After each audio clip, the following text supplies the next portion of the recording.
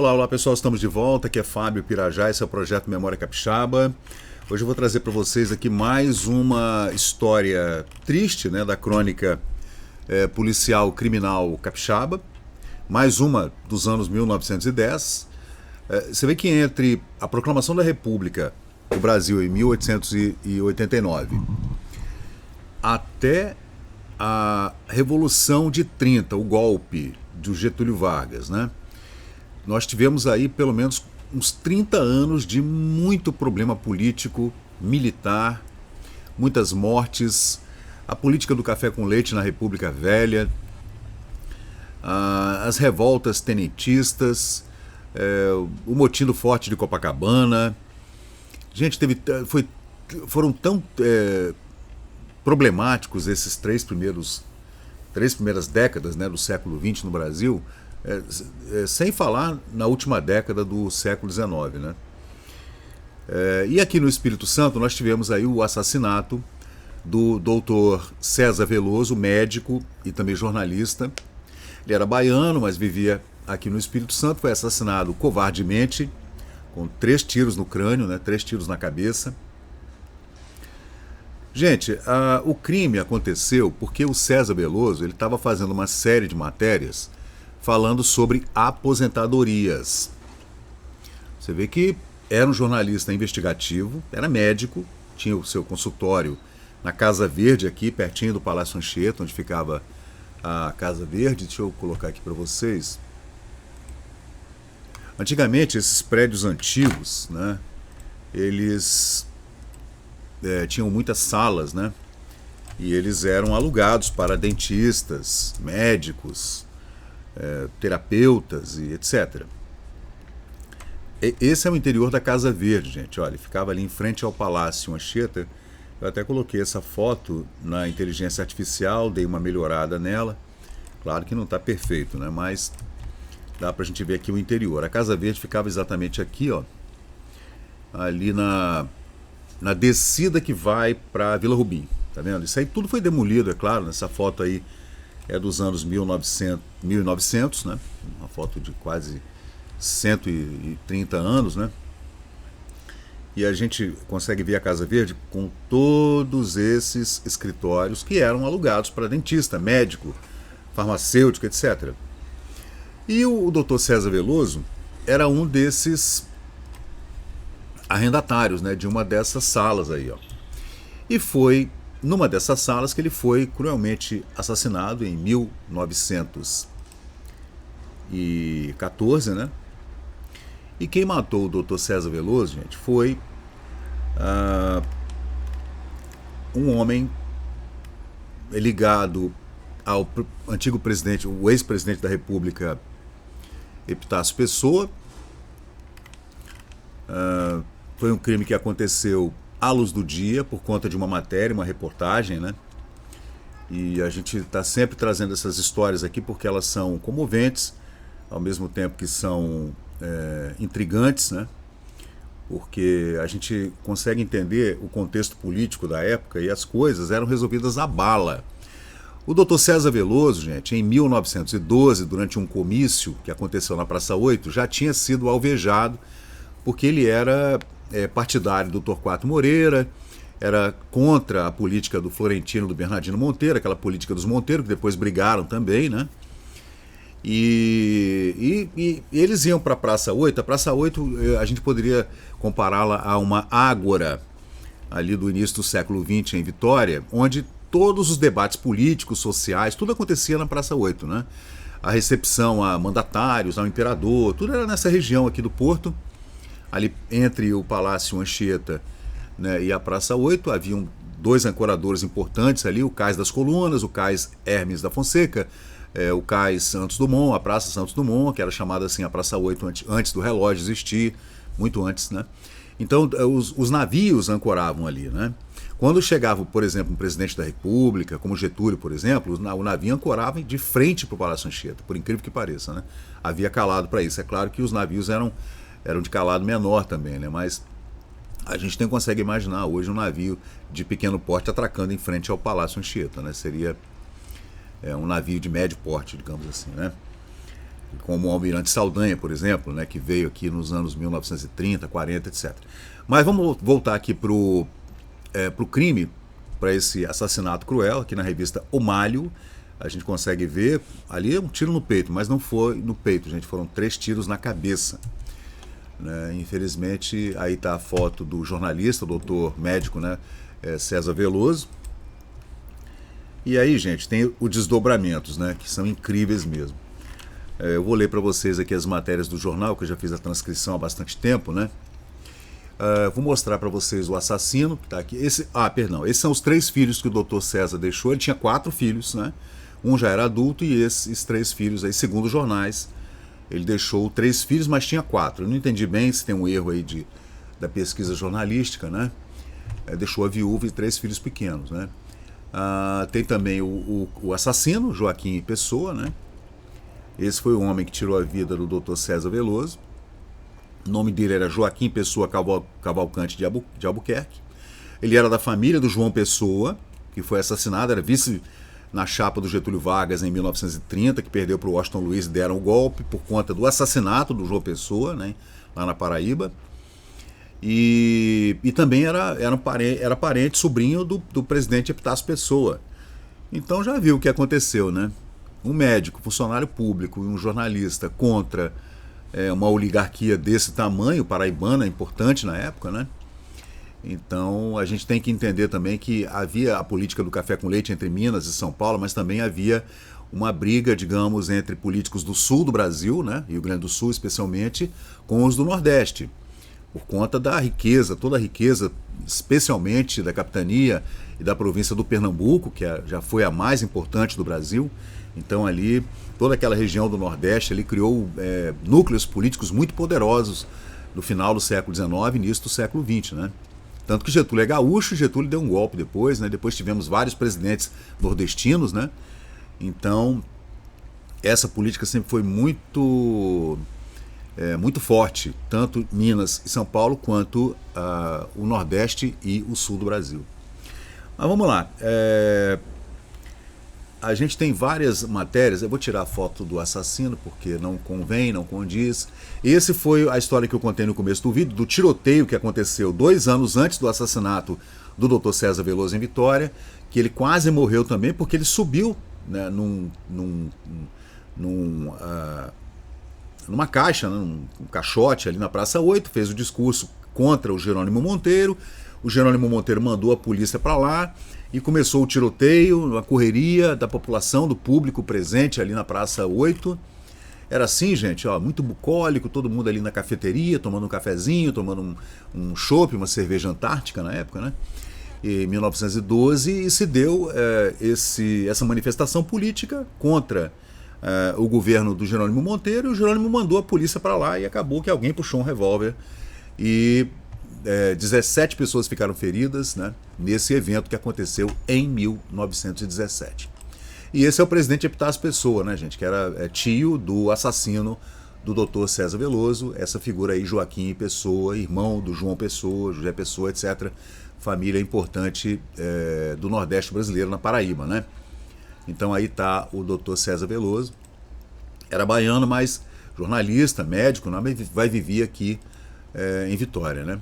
Aí diz assim, os detalhes da tragédia narrados pelo deputado Torquato Moreira, deputado capixaba.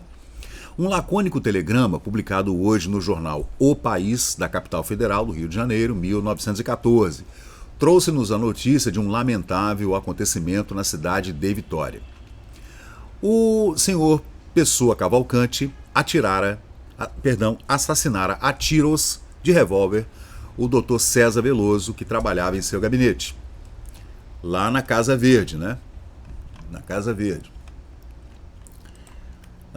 A fim de esclarecermos esse fato, fomos procurar as pessoas da família de um e de outro. Veja como se fazia jornalismo. É assim que se faz jornalismo. O jornalista foi procurar as duas famílias para entender o que foi que aconteceu. Que tipo de crime foi esse? Foi um crime político? Foi um crime passional? Né? Tudo é possível, né? Então o jornalista foi o quê? Foi lá perguntar. O primeiro com quem falamos foi o senhor Epitácio Pessoa. o ex-presidente da República, que estava pronto para sair de casa, nos atendeu, entretanto, assim se referiu a nós. É verdade. O senhor Pessoa Cavalcante é meu sobrinho. Palavras do presidente Epitácio Pessoa, está aqui na fotografia. Está aí o presidente Epitácio Pessoa, que recebeu o jornalista, né? Do jornal à noite. Ele é meu sobrinho e o motivo desta questão toda foi a minha aposentadoria. Segundo os jornais da época, alguns jornalistas e o que corria a boca miúda, como se dizia antigamente, né, é que o jornalista César Veloso estava fazendo uma série de matérias sobre aposentadorias no governo. E estava falando que a aposentadoria que seria dada ao ex-presidente Epitácio Pessoa era um absurdo, uma aposentadoria altíssima, né, uma coisa que fugia completamente aos padrões da época, né? Aí o presidente Epitácio Pessoa disse: não converso com a noite, com esse jornal. Nem dou informações detalhadas pelo fato de não gostar de bisbilhotices de jornal. Fato pelo qual fui eu o causador. Não sei, ele fala que... Será que foi por minha causa a morte do jornalista César Veloso? Segundo ele, sim, né? Porque ele estava escrevendo uma matéria sobre essas aposentadorias. Esse senhor César, no seu jornal de oposição, entendia fazer artigos referentes à minha aposentadoria, entrando até no ponto vital da intimidade, causando polêmicas pessoais entre o senhor Pessoa Cavalcante e o mesmo César Veloso. Então o presidente Epitácio Pessoa eximiu-se da culpa, né? Claro, ele não tem culpa de nada, foi um sobrinho dele que foi lá tirar satisfações, né, com o jornalista César Pessoa, né? Esse aqui é o assassino. Bom, e o presidente da República, esse pessoal antigamente não falava com jornalista não, tá, gente? Nos Estados Unidos era muito mais comum que presidentes da República falassem com jornalistas. Aqui eles falavam a contragosto, né? Porque havia também muita fofoca nos jornais, né? Havia centenas de jornais, imagina no Rio de Janeiro, né? Aí continua aqui a matéria. Os artigos foram fatais, que o único remédio era um desfecho fatal. Os artigos foram tais, né, do César Veloso, falando da aposentadoria do presidente, né, da República, Epitácio Pessoa, que o desfecho foi fatal. Estou bastante aborrecido com esse fato, palavras do presidente Epitácio Pessoa, assim mesmo por não dar informações ao jornal, por ser ainda um fato da minha vida e de foro íntimo. Em seguida, Sua Excelência tomou seu automóvel e dirigiu-se para a cidade. Pronto. Com relação ao doutor César Veloso, procuramos o doutor Torquato Moreira, deputado federal, né, capixaba, que nos recebeu gentilmente e assim nos falou. Bom, abre aspas, palavras do nosso deputado Torquato Moreira. Esses são os 3 filhos que ficaram órfãos depois do crime, né, gente? Estou bastante admirado como terminou assim um caso que se vê todos os dias nos jornais, como seja o de se criticar e comentar fatos, né, pela imprensa. Como é que pode? Né? Você faz uma matéria, alguém que não gostou da matéria pega um revólver, vai lá e te mata? Porra. O artigo que causou consequência tão triste não era tão pessoal, nem tinha palavra alguma que motivasse uma agressão dessa ordem. Sei que o César Veloso, jornalista, cadê ele? Vamos botar a foto dele aqui de novo. Aqui. O César, cadê? Cadê onde é que eu estava? Sei que o César escreveu um artigo sobre as aposentadorias, como qualquer jornalista, criticando em tese sobre os apontados, sem defender esse ou aquele, não lhe sendo peculiar o ataque pessoal e íntimo de famílias. Ele não era um jornalista que fazia ataques nos jornais, não, gente. Ele era um jornalista, pelo que eu li até hoje, muito parcial, né? Imparcial. Estou mesmo perplexo com esse bárbaro assassinato. O que lhe posso acrescentar é que o Dr. César Veloso, médico, era natural da Bahia, não tinha ainda 40 anos de idade, possuía um talento brilhante servido por uma vasta erudição. Ele era também um intelectual, tá, gente? Era amigo do professor Afonso Cláudio e tudo, escrevia de forma linda mesmo. Ele era redator do jornal À Tarde, ele deixa 4 filhos e grande trabalho, muito importante, sobre a origem das religiões. o doutor César Veloso era um literato, né, gente? Esse homem aí. Mas era um homem da política, era um homem do povo, mas era um cara inteligente, inteligentíssimo, né? Deixou mulher e 3 filhos. Primeiro ele fala 4 filhos, depois mulher e 3 filhos, que são esses aqui que ficaram órfãos, tem a fotografia aqui na revista Fonfon. Deixou mulher e 3 filhos na extrema pobreza. Você vê, o fato dele ser médico, né, não queria dizer absolutamente nada. Você vê que tem aqui, ó, esse comercial que ele fazia nos jornais de Vitória antigamente, ó. Opa, desculpem, cadê? Deixa eu trazer aqui para vocês, aqui, ó. Opa, aqui, ó. Tá vendo? O doutor César Veloso, ele era cirurgião, tá vendo? Médico operador, dava consultas entre 1 e 3 horas da tarde, todo dia, na farmácia Gama Júnior, na Rua da Alfândega 22. Grátis aos pobres, veja. Por isso que quando ele foi assassinado, deixou a família na extremíssima pobreza, porque era desse tipo de homem, né? Ele era mais dado às letras e ao jornalismo do que à medicina, pelo que eu posso entender, né? Aí deixa eu ver o que mais. Posso ainda acrescentar que César Veloso foi atacado em seu próprio gabinete médico, na Casa Verde, aqui em frente ao Palácio Anchieta, sendo que o assassino penetrou o referido escritório acompanhado de 2 indivíduos, um de nome Targino Neves e outro de nome Vasconcelo Rosas. A morte foi produzida por 3 tiros de revólver, todos no crânio, na cabeça. O último artigo que fala sobre a questão é que o senhor Pessoa Cavalcante, depois de ver publicado o artigo sobre aposentadorias no jornal à tarde, escreveu uma carta para a redação do jornal que não foi publicada. Ele foi defender o tio dele, o presidente Epitácio Pessoa, nessa aposentadoria que o César Veloso dizia que era aviltante pela quantia, né, enorme quantia, e ele achou a matéria muito insultuosa. Este, então, a mandou publicar no jornal O Dia e foi publicado. E aí começou um embate na imprensa. Creio que não houve nenhuma polêmica, nem quaisquer pessoas que pudessem justificar tal crime. Havia uma matéria de jornal falando sobre várias aposentadorias, não falou exatamente no nome de um ou de outro, mas o sobrinho do presidente ficou ofendido e foi tirar satisfações e acabou matando o jornalista, né?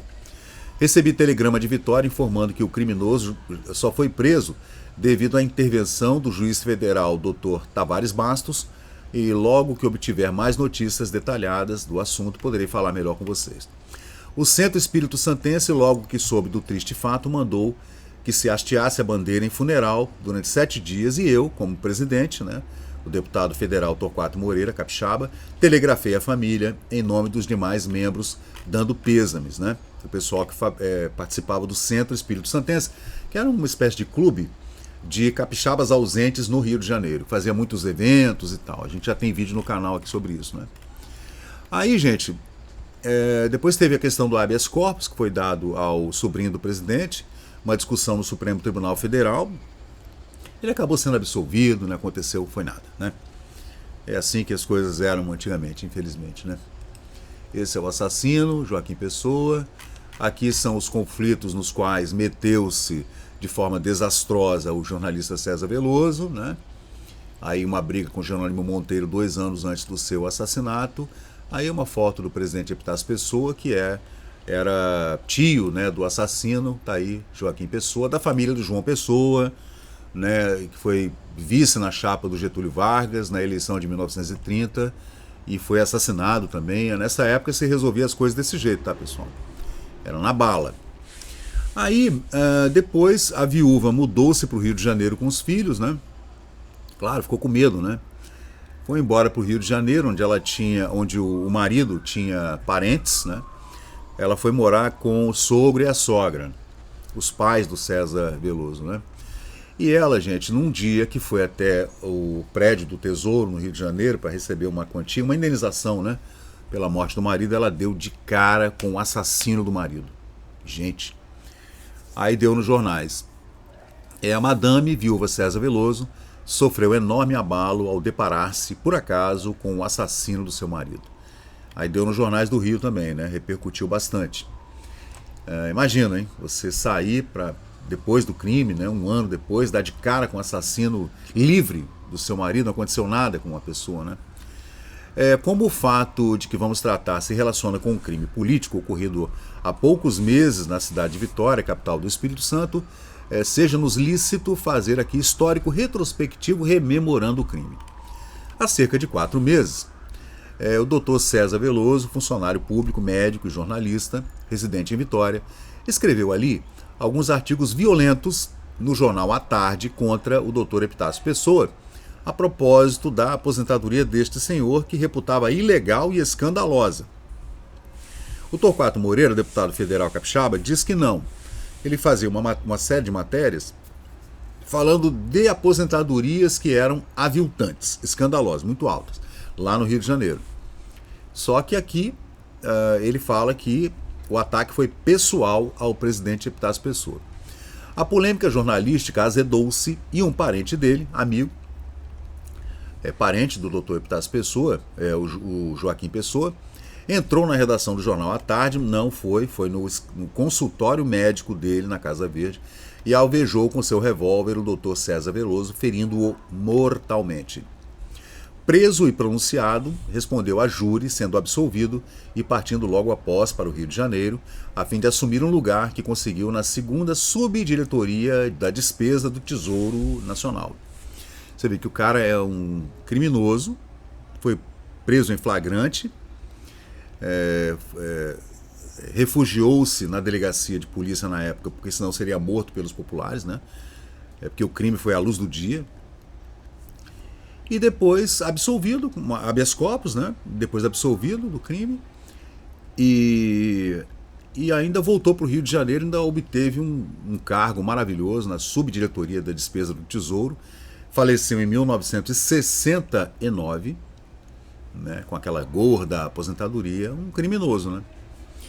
Aí segue o jornal dizendo aqui: ontem, às 3 horas da tarde, chegou a primeira pagadoria, né, que era onde se faziam pagamentos a aposentados, pensionistas, viúvas, etc., né?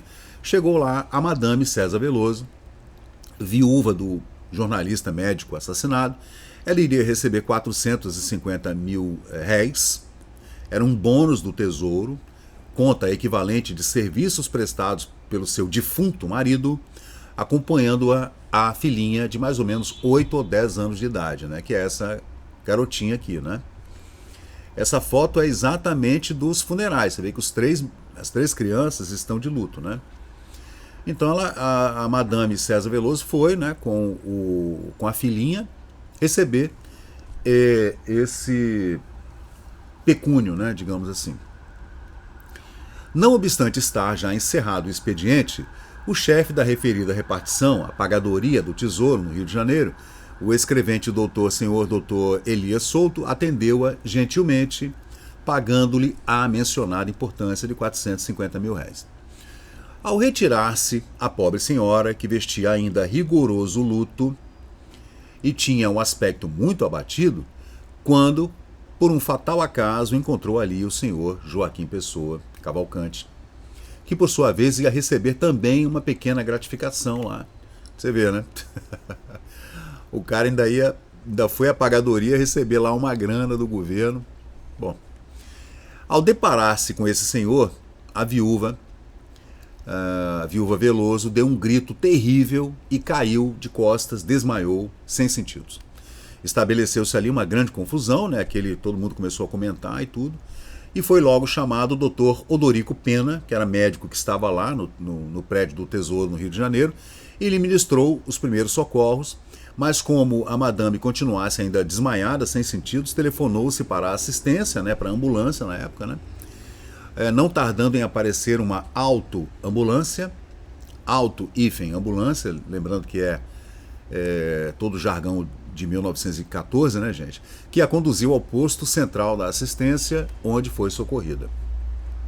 Depois do ataque, após passar esse ataque de nervos que ela teve por ver o assassino do marido, né, de caráter histérico, diz o jornal, a Madame César Veloso ficou repousando por algum tempo na sala do pavimento superior do edifício, depois que se retirou de um automóvel, seguiu com sua filhinha, que vocês estão vendo aí na foto, para a Rua da Emancipação, número 18, no bairro Pedregulho, onde reside atualmente com os filhos nesta capital.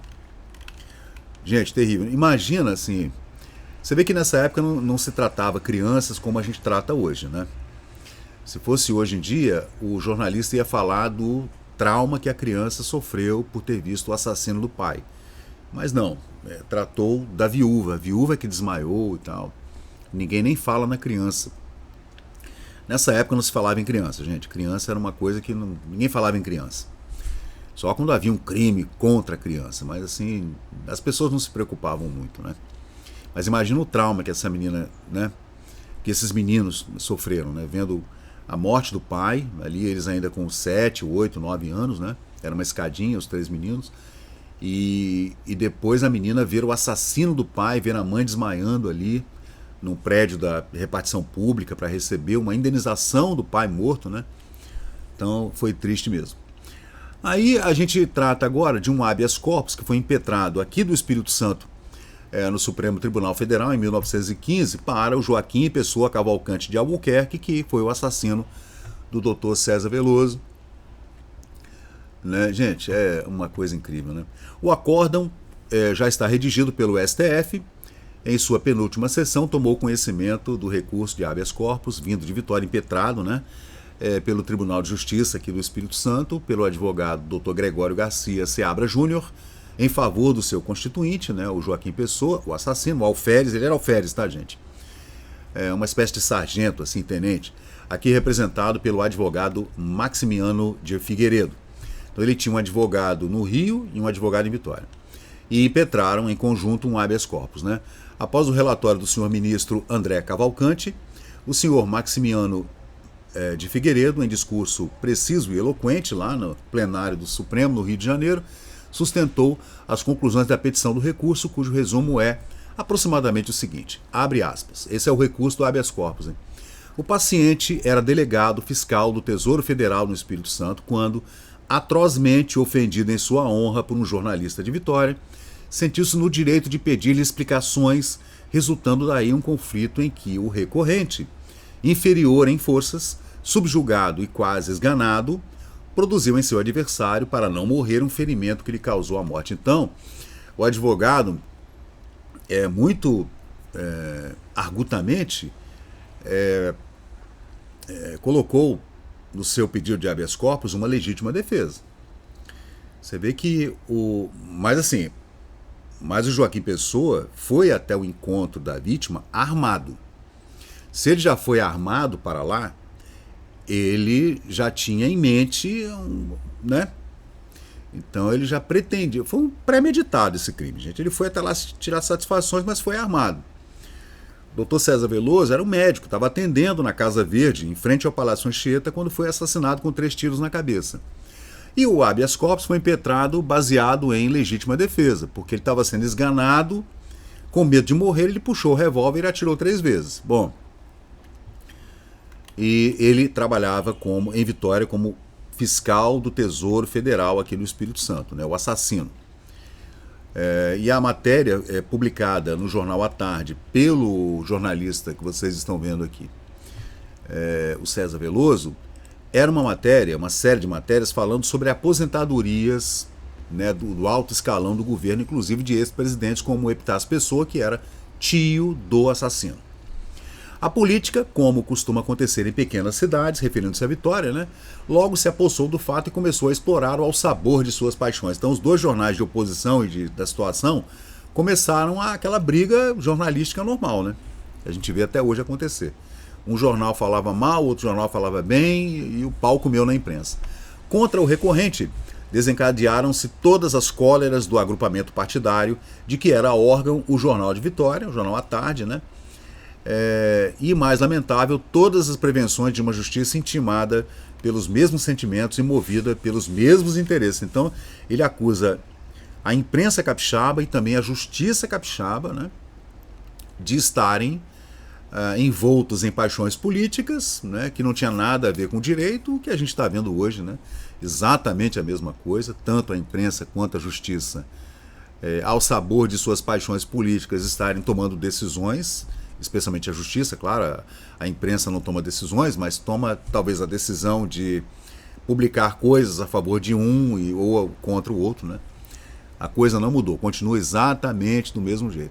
A única diferença é que nessa época, em 1914, no assassinato aqui do jornalista César Veloso, os jornais eles eram publicamente partidários. Então você sabia que o jornal tal era opositor ao governo, o outro jornal era um jornal que publicava ações do governo diariamente, porque era subsidiado pelo governo, então apoiava o governo. Então a coisa era muito bem definida.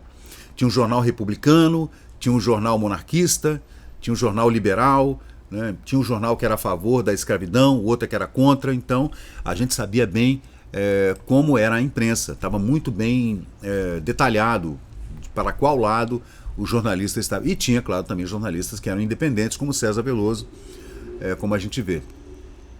Feito o processo, políticos e juízes, estes políticos também, só tiveram uma preocupação: protelar o julgamento do recorrente, do assassino Joaquim Pessoa.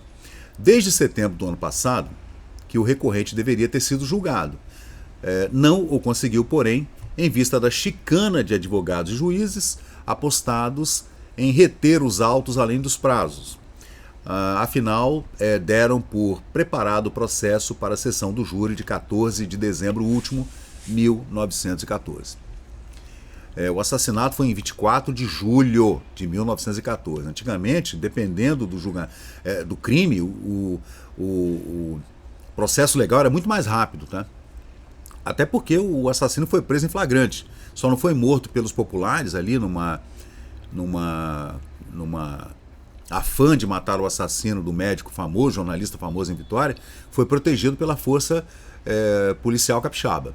Nessa sessão, no momento em que o auxiliar da acusação averbava de suspeito o jurado que devia ocupar o quarto lugar no conselho, o primeiro juiz de fato aceito foi Ovídio Ferreira de Souza e alegou que também era suspeito por ser amigo e dever atenções à vítima. Então, o juiz Ovídio Ferreira de Souza...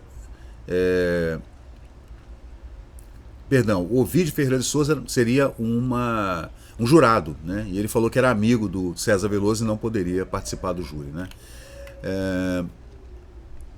No dia imediato, ao abrir a sessão do STF, o auxiliar da acusação, que aliás concordara também com a solução do juiz, e antes a sugerira, requereu que o julgamento fosse adiado para o ano seguinte, né? 1915, naquele recesso maravilhoso, recesso parlamentar já no final do ano de 1914, né? Então ele acabou conseguindo um habeas corpus nesse sentido, né? O habeas corpus foi baseado em legítima defesa e logo depois houve o julgamento e ele foi inocentado, o assassino do Dr. César Veloso, em mais uma história criminal capixaba, desses crimes horríveis, né, que acontecem aqui no Espírito Santo. Antigamente as coisas não eram tão românticas e a cidade não era tão bucólica quanto possa parecer, somente pela questão do bonde, que anda ali muito bonito, e daquela iluminação muito amarelinha, muito fraquinha, que deixava toda a cidade com o seu pé de moleque e paralelepípedo num quadro, assim, num panorama bastante bonito, bucólico, que a gente vê nas fotografias, mas na verdade a coisa não era assim. A coisa era resolvida à bala, realmente, e existem vários desdobramentos aqui na política do Espírito Santo, inclusive até os anos 1990, até os anos 2000, há pouco tempo atrás, a coisa política aqui no Espírito Santo era resolvida desse jeito, à bala, assim como era no Nordeste brasileiro também, né? Então essa é uma homenagem então que a gente faz a esse jornalista que teve ceifado a sua vida durante a sua atividade, pelo que eu li aqui do César Veloso, a que ele mais amava, né, que era o jornalismo, especialmente o jornalismo investigativo e também a política.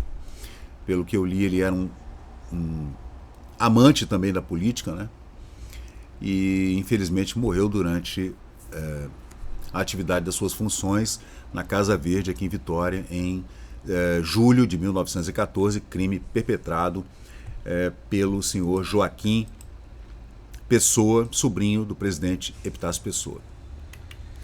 Bom, então é isso. O nome dele completo era Joaquim Pessoa Cavalcante Albuquerque, né? E ele era fiscal da Receita Federal no Espírito Santo nessa época, em 1914. Claro, cargo conseguido por conta do seu parentesco direto de primeiro grau com o seu tio, o presidente Epitácio Pessoa, né? E foi, talvez por isso também, absolvido do crime que ceifou a vida do doutor, jornalista, médico César Veloso, que deixou essas 3 crianças órfãs e uma viúva em extrema pobreza. Gente, esse é o Memória Capixaba. Eu sou Fábio Pirajá. A gente sempre volta fazendo essas pesquisas. Essa é a crônica policial, né, política e policial do Espírito Santo no início do século XX. Período muito conturbado no Espírito Santo, né, gente? Desde a proclamação da República, as revoltas de 1891, da proclamação, do advento da Primeira República, né? O nosso primeiro presidente do Estado, o doutor Afonso Cláudio, toda essa política até a entrada na política do Barão de Monjardim, já na fase republicana, e do antagonismo com a família Monteiro, do Jerônimo e do Bernardino, foram tempos muito difíceis até a gente chegar no final do século, no final da década de 20, né? Com o crash da Bolsa de 29, que afetou diretamente a economia cafeeira e cacaueira no sul da Bahia e norte do Espírito Santo, né?